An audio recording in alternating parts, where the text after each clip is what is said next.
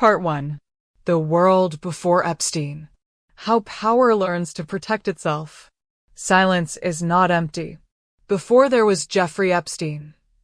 Before there were flight logs, court documents, sealed names, and unsealed files, there was a system. A system that did not begin with one man. A system that does not collapse with one death. Because scandals like this do not emerge from chaos. They emerge from order, an order designed to protect those at the top. This story is not only about crimes. It is about permission. Permission granted quietly. Permission reinforced socially. Permission enforced legally. And to understand how Jeffrey Epstein could exist for decades in plain sight, we must first understand the environment that made him invisible. Section 1. Power does not need to hide. In modern society, we often imagine power as something dramatic. Dictators. Secret meetings. Shadowy rooms. But real power does not operate in darkness. Real power operates in daylight. Through reputation. Through institutions. Through assumptions. The most dangerous protection is not secrecy. It is normalization. When someone is seen. At the right dinners. Beside the right people. Donating to the right causes. Photographed with the right faces. They are no longer judged by evidence. They are judged by association. And association becomes armor. Section 2. The social contract of elites. Every elite system has an unspoken agreement. It is never written down. It is never announced.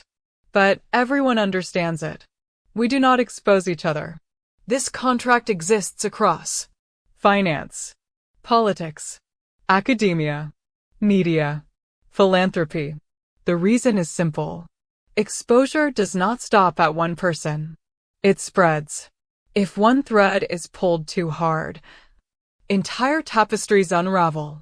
So instead of asking, "Is this person dangerous?" the system asks, "Is this person useful?" And usefulness forgives almost everything. Section 3. How predators learn systems. Predators like Epstein are not chaotic criminals. They are students of structure. They study who has authority, who enforces rules, who looks away, who benefits.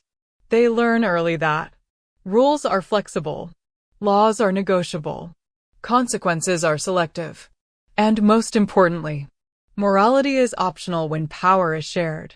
Jeffrey Epstein did not invent corruption. He adapted to it. Section 4. Wealth as invisibility.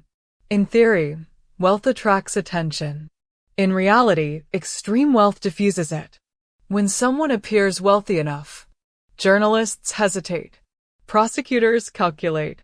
Institutions defer. Because wealth implies legal firepower, reputational blowback, political consequences. And so scrutiny becomes risk management, not justice. This is the first shield. Section 5. Reputation laundering. One of the least discussed mechanisms of elite protection is something called reputation laundering. It works like this. A person with questionable behavior surrounds themselves with respected academics, charitable causes, prestigious institutions. Soon, criticism feels inappropriate. Surely someone like this couldn't be that. Reputation laundering does not erase wrongdoing. It overwrites suspicion. And once suspicion is overwritten, victims are no longer believed. They are questioned. Section 6. Why victims are never first believed. In powerful systems, accusations move uphill. And uphill accusations are treated as threats. Not threats to truth. Threats to stability. So the system asks, why no? Why her? Why no proof? But it rarely asks, why was access allowed? Why were warnings ignored? This inversion is not accidental. It is trained behavior. Section 7. America's long memory of silence. This is not the first time. History is full of figures who were known privately, protected publicly, exposed only after collapse.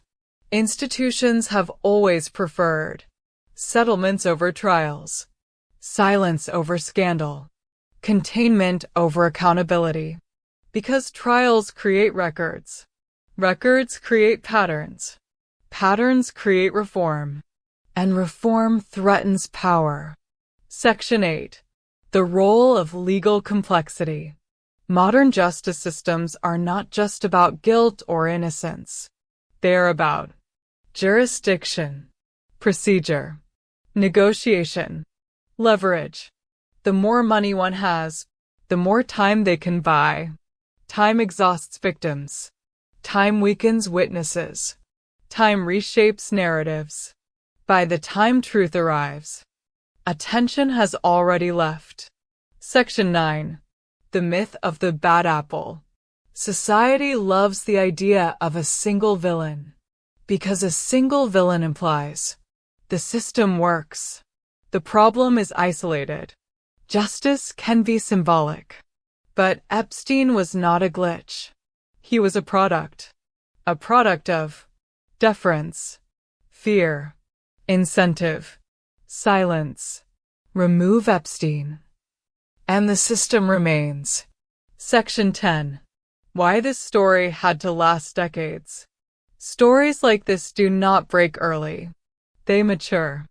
They wait until enough victims exist, enough documents accumulate, enough insiders retire, enough power shifts. Only then does exposure become survivable. Not for victims, but for institutions. Closing of Part 1. The stage is set. By the time Jeffrey Epstein entered elite spaces, the ground was already prepared. He did not force doors open. They were held open. He did not threaten systems. He mirrored them.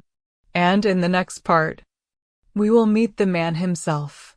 Not as a monster, but as something far more dangerous. A nobody who learned exactly how to become untouchable.